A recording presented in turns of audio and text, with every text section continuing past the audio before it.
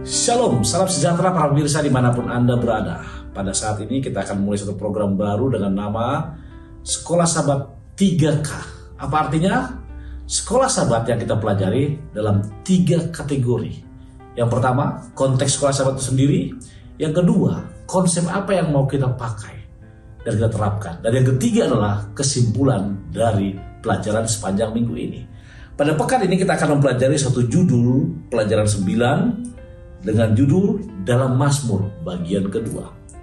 Ketika penulis pelajaran yang bernama Sean Bostra, seorang guru suara nubuatan, seorang pengajar Alkitab menuliskan ini, maka ada yang menarik dari bagian ini. Saya mulai dengan membacakan ayat hafalannya. Dikatakan demikian: kiranya bangsa-bangsa bersyukur kepadamu ya Allah, kiranya bangsa-bangsa semuanya bersyukur kepadamu. Kiranya suku-suku bangsa bersukacita dan bersorak-sorai, sebab engkau memerintah bangsa-bangsa dengan adil dan menuntun suku-suku bangsa di atas bumi. Selah. Berbicara mengenai buku Mazmur, kita akan coba lihat bahwa buku Mazmur merupakan bagian ketiga dari kitab Ibrani atau Alkitab orang Ibrani yang bernama Tanakh, di mana kitab Tanakh tersebut berisi Taurat, Nevi'im, dan Ketuvim.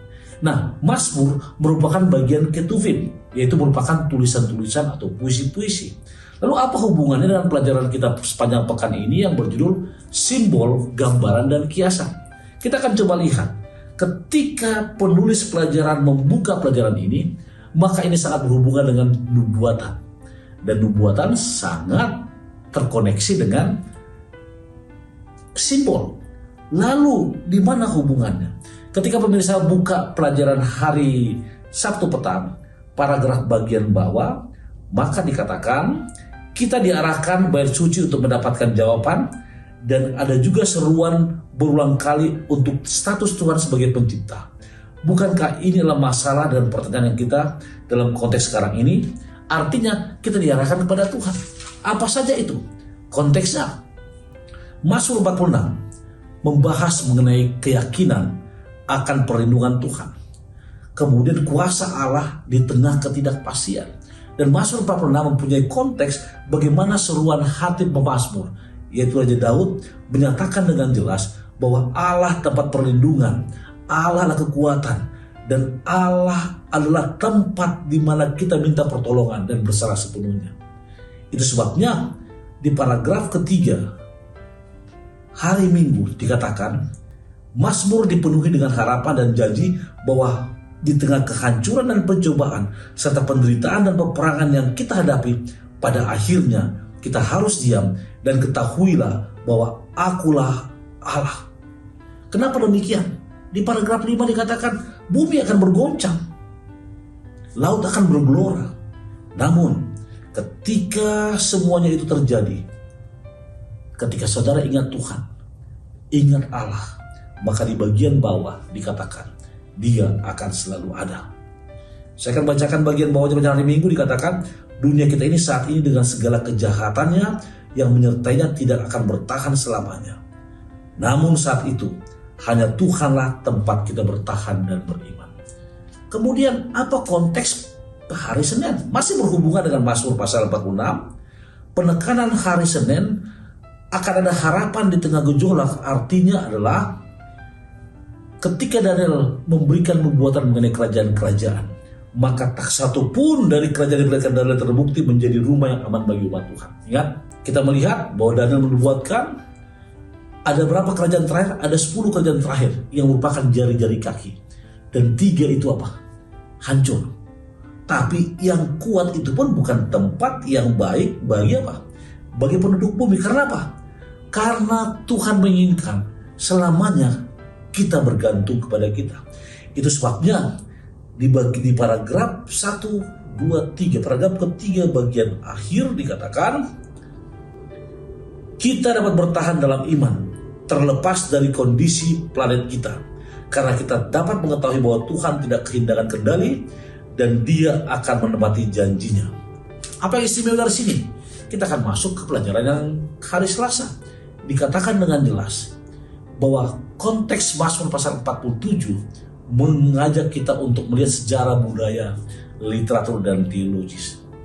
yaitu penghormatan kepada Allah, puji-pujian kepadanya. Dan yang paling luar biasa, Mazmur 47, bahkan kita masuk sendiri, digunakan untuk apa?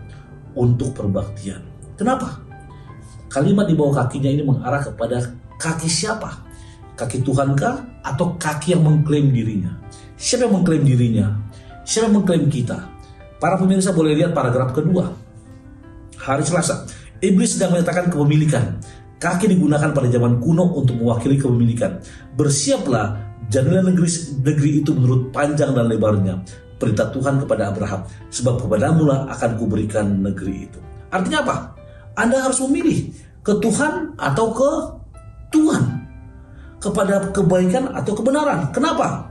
Dikatakan bahwa pada akhir zaman, pada akhir milenium, Kristus akan turun ke atas bukit Zaitun. Apa maksudnya tuh, saudara-saudaraku?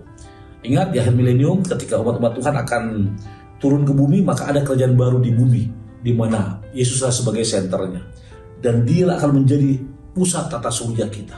Artinya, di bawah kakinya lah kita menyembah, asalkan kita menurut kepadanya. Itu sebabnya untuk hal tersebut, kita harus melakukan apa? Pelajaran hari Rabu. Apa itu?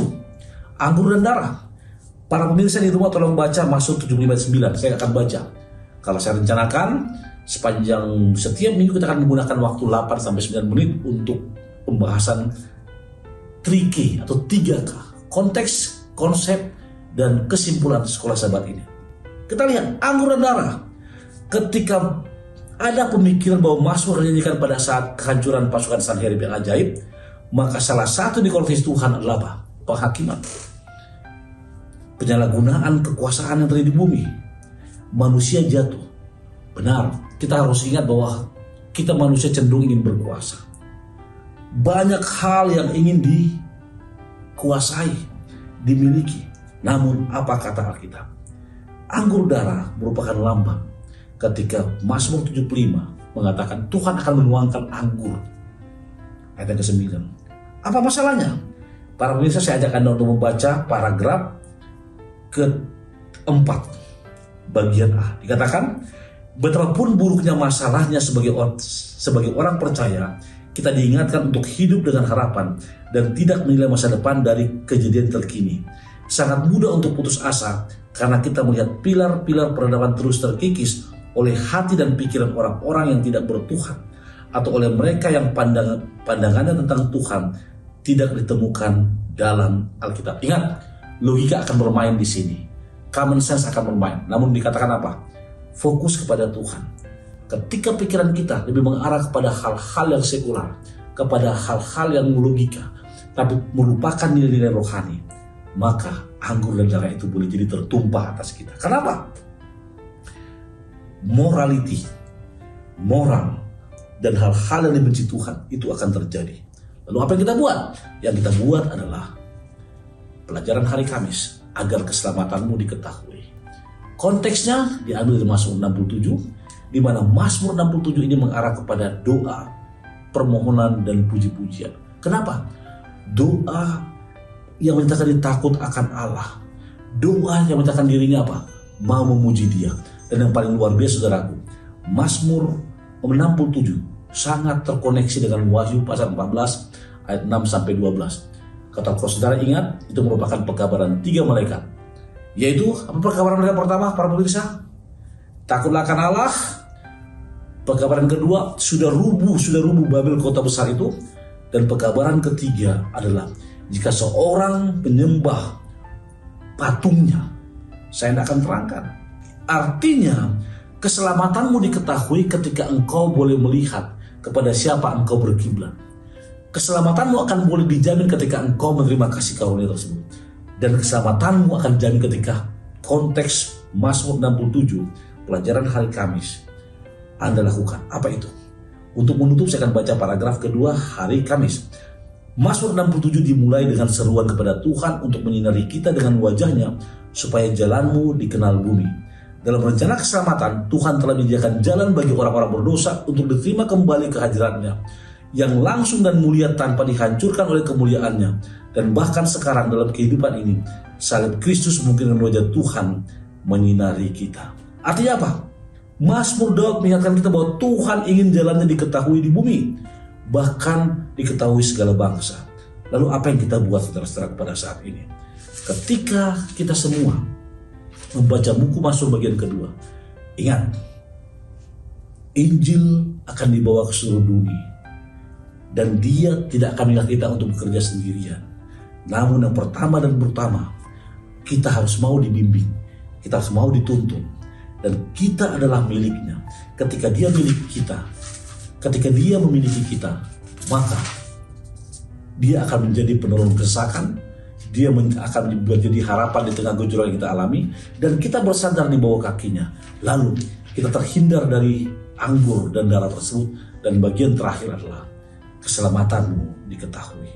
Para pemirsa, konteks, konsep, dan kesimpulan sekolah sahabat kita adalah, mari kita mendekatkan diri kepada Tuhan dan membiarkan dia menjadi pengatur kehidupan kita, agar kita bersiap untuk menghadapi dunia yang sangat parah ini dan keluar sebagai pemenang oleh karena kasih karunia-Nya.